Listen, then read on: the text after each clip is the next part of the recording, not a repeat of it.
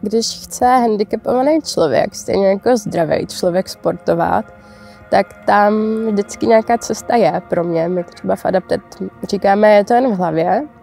Já si teda ještě k tomu myslím, že je to trošku i právě o té komunitě, o nějaké podpoře, protože ten handicap často je překážkou i fyzickou, je to nějaká bariéra. A já nemůžu třeba si jako vyběhnout na kopec a udělat si tím hezky svým způsobem. A zároveň miluju pohyb, miluju různý druhy sportu a ten sport je teď pro mě ta věc, kdy já se můžu úplně v pohodě tady vzít vejk a můžu jít s bráchou vejkovat, jako úplně každý jiný člověk. A to je asi to nejvíc, co z toho můžu dostat. Tu svobodu prostě vyrazit si na vejk a neřešit.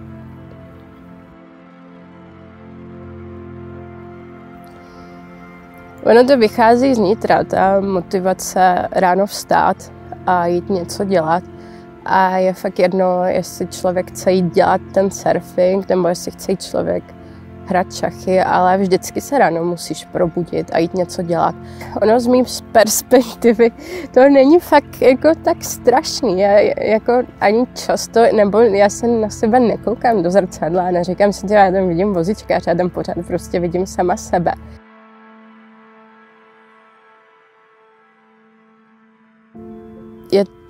Je to úplně celá složka života, kde najednou přijdeš do nové skupiny lidí a pro mě je to i fakt jako já to cítím jako integrační, že třeba na surfu, tak jsem jediná holka na vozejku, která tam surfí a když jsem s lidma na Bali, tak tam není rozdíl jako mezi mnou a jima, ale je to hezká partička, která mě bere. Takže určitě mnoho i mimo ten sport dostanu od sportu.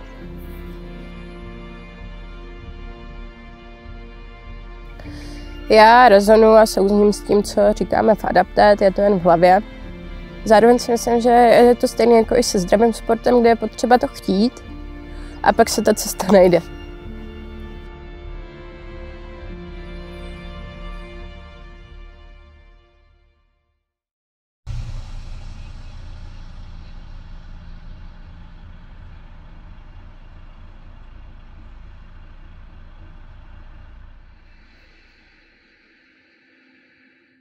Durch den Verein RSC Heindl habe ich den Sport ausprobiert und durch das dass da Paralympicsieger mittrainiert haben, hat mich das auch motiviert, dass ich mir das zum Ziel gesetzt habe, auch mal bei den Paralympics dabei zu sein.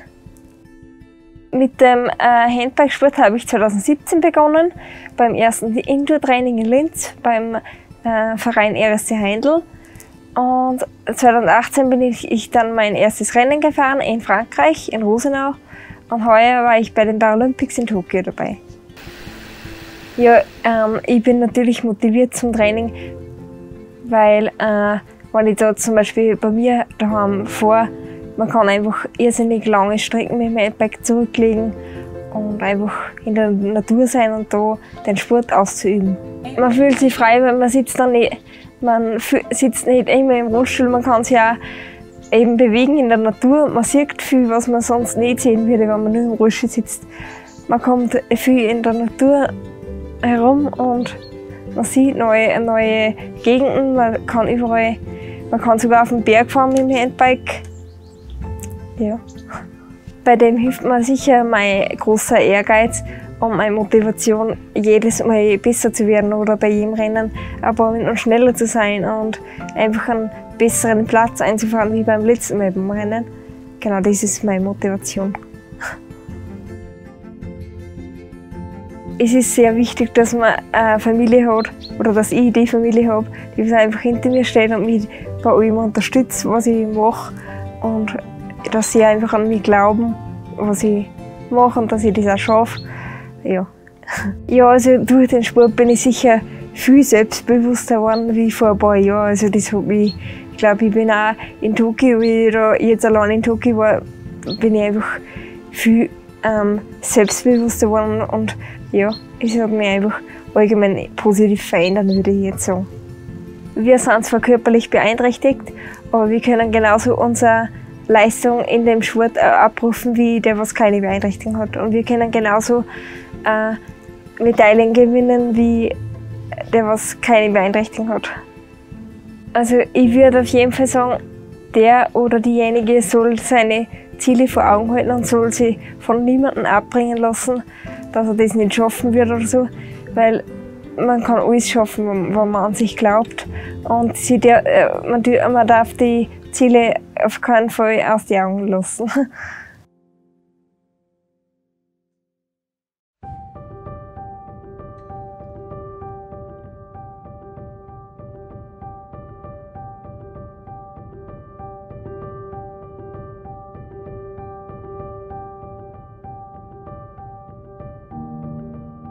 Jako byl jsem v té vodě hrozně šťastný. Byl jsem jako šťastný v tom smyslu, že jsem něco dokázal v té vodě, ať už to bylo třeba kotou, nebo to bylo splývání, dýchání, nebo se v té vodě sám pohybovat. Že třeba můžu udělat sám záběr, že můžu udělat tady tu kotoulovku, tady třeba v rotaci, kde jsem se rotoval, tam psycho na záda a byl jsem hrozně spokojený a sám sobě jsem cítil tu radost, že jsem to mohl dokázat, že jsem to mohl udělat a že jsem to mohl dělat pravidelně, když jsem to mohl udělat, když jsem si vzpomněl. Takže to je to, co mě asi na tom nejvíc bavilo a učil jsem se další a další věci.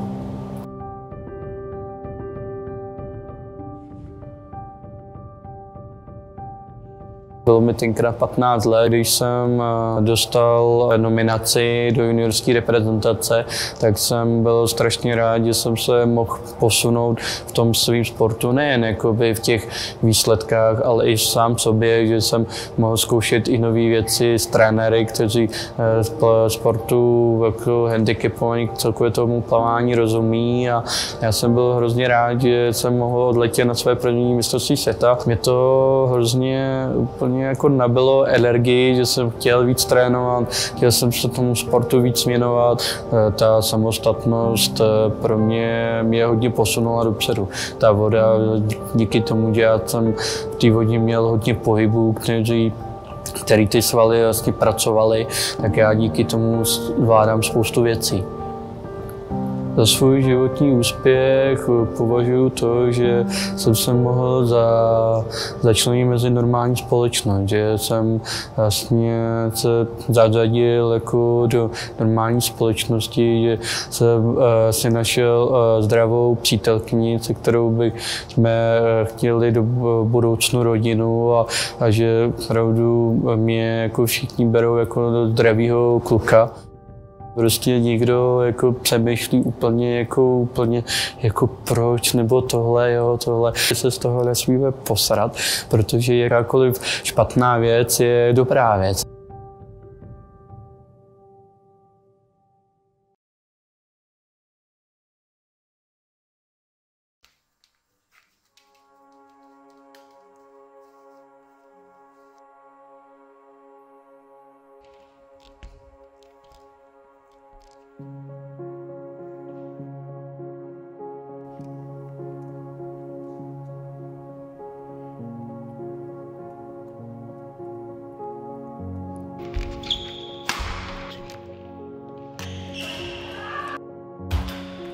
Janču znám 6 roků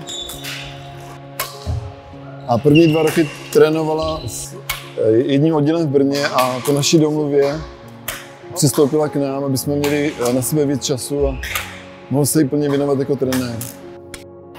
Zajímavá vlastně forma komunikace, protože Janča, když hraje, tak nemůže používat svůj implantát. Takže máme různé metody, jak třeba, jak si říct, který kombinace dáme, nebo jakou opravují během tréninku. Takže je tam jakoby trošičku handicap, ale Janča tím, že s tím žije celý život, tak to perfektně zvládá.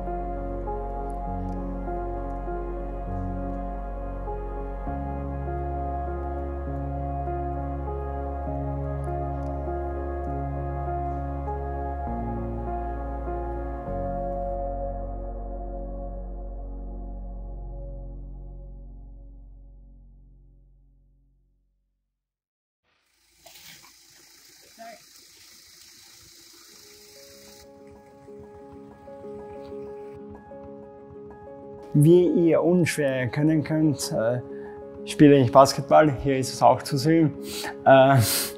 Ich spiele Basketball seit 2013 im RSV Union Waldhausen, den wir gemeinsam mit meinem Bruder und noch ein paar Freunden gegründet haben. Einzelsport ist ein wenig so, da bist du auf dich alleine gestellt, das ist nicht so mein Ding. Ich bin sehr gerne im Team und in der Gesellschaft, also deswegen der Mannschaftssport. Natürlich, also mental ist es ganz wichtig, dass man den Sport betreibt, weil man einfach lernt, als Sieger aufzutreten. Wenn du den Sport nicht machst, ist es natürlich das Selbstvertrauen dann etwas geringer, wenn du keinen Sport betreibst.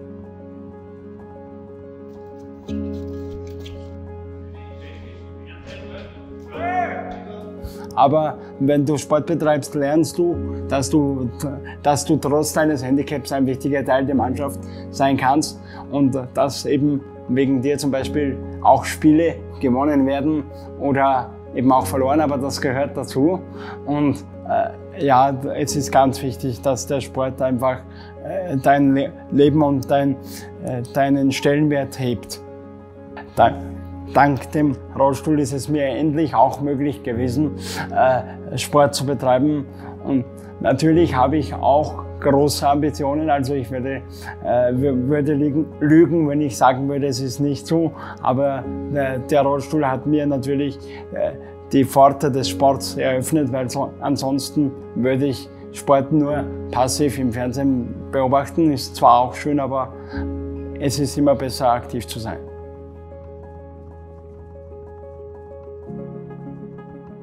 Ja, man kann sagen, ich bin glücklich, weil ich habe einfach einen großen Teil oder einen großen Wunsch mit der Gründung des Basketballteams erreicht. Und man kann sagen, wenn ich mal sterbe oder ablebe, kann ich sagen, es hat diesen Verein gegeben und ich habe dank diesem Verein in der zweiten österreichischen Bundesliga gespielt. Also wer kann das schon sagen? Waldhausen ist ein sehr, sehr kleines Dorf und das ist einfach ein Wahnsinn, wenn du dann auf die Anzeigetafel schaust und siehst Waldhausen gegen Wien oder die ungarische Nationalmannschaft. Also das ist für mich ein Highlight, dass wir es so weit gebracht haben. Ja, ich sag mal, man darf sich nicht in die Hose machen, sage ich mal, wenn man in den Rollstuhl kommt. So in dieser Situation bedarf es auch viel an mentaler Stärke. Auch ich habe an meiner mentalen Stärke arbeiten müssen, weil es gibt Situationen natürlich im Leben, wo man sich denkt, warum gerade ich im Rollstuhl sitze. Ja, das hat es gegeben am Anfang, aber ich habe dann gesehen, dass der Rollstuhl praktisch mein Freund wurde und dass ich dadurch eben auch in der Gesellschaft teilnehmen kann. Aber es ist nicht nur wichtig, im Sport glücklich zu sein, sondern man muss in sich drinnen glücklich sein, um das machen zu können, was man machen möchte. Man muss einfach nur glücklich sein mit dem, was man erreicht hat, aber man muss sich auch pushen, um etwas Weiteres zu erreichen.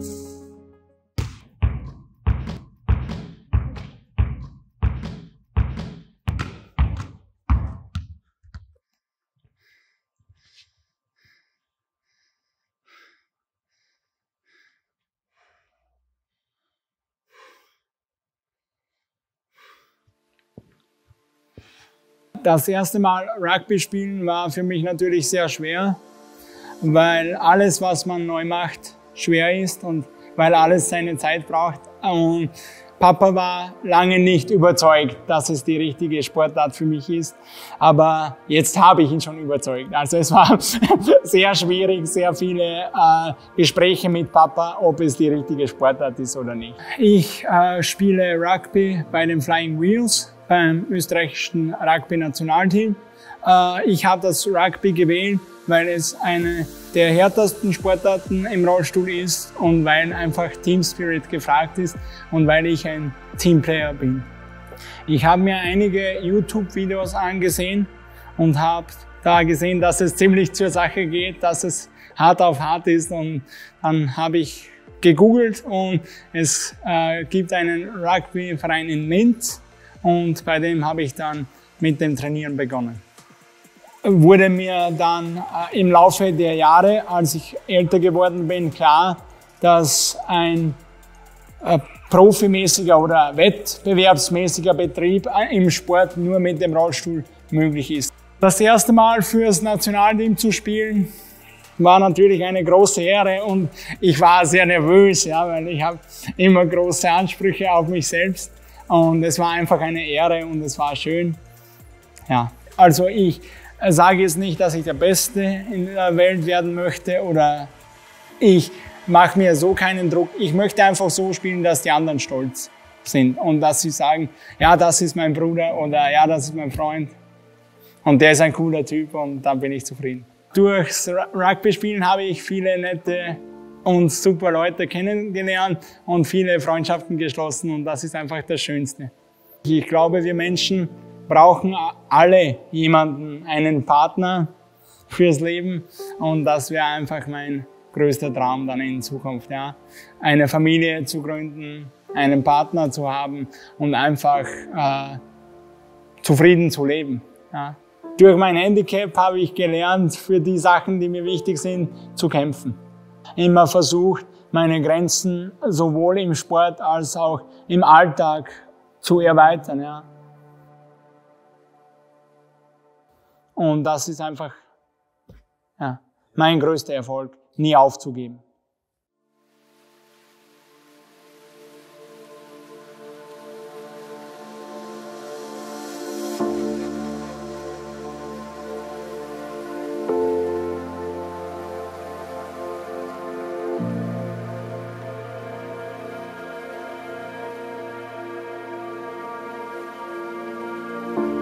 Já bych vám chtěla vzkázat, abyste se toho vůbec nebáli a šli do toho s náma, protože ať člověk dělá cokoliv, co ho baví a hlavně baví, tak je to vždycky super.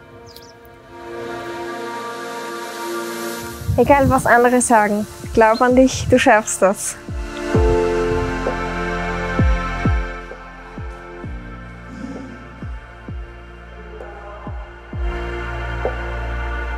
Mein Motto für euch: Always keep fighting and stay strong. Das bedeutet, kämpft immer und bleibt stark. Gib nie auf, es lohnt sich immer, für seine Träume zu kämpfen. Plň si své sny, protože když si člověk plní sny, tak má hned pozitivní mysl k životu a pojď si s námi zasportovat, pojď do toho s námi, jsme parta šílenců, kteří rádi sportují, kteří se rádi baví, tak se přidej mezi nás. Ahoj!